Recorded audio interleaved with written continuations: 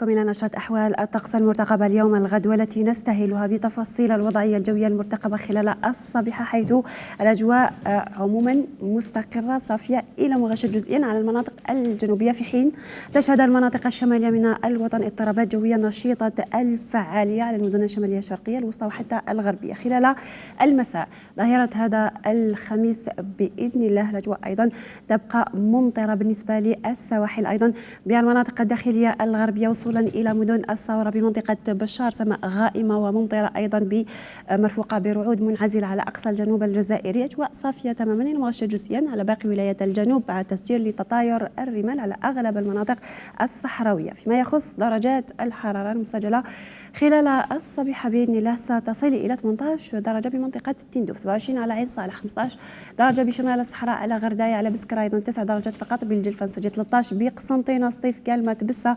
14 درجة بعنبة الطرف والقالة، 12 بالجزائر العاصمة، 10 درجات بوهران، 24 بمنطقة تمنار، 28 درجة بأقصى الجنوب الجزائري ببرج باجي مختار وعين قزام. خلال المساء درجات الحرارة القصوى ستصل إلى 18 درجة بالجزائر العاصمة، 20 درجة بعنبة الطرف، على جيجل سكيكدا، على القالة تنخفض بالمدن الداخلية تطرح ما بين 16 إلى 19 درجة، من منطقة تبسة إلى غاية تلمسان والغزوات نسجل 26 درجة بغرداية، 37 بعين صالح، 36 درجة على أدرة، 28 بتندوف، 41 إلى 42 درجة بأقصى الجنوب الجزائري.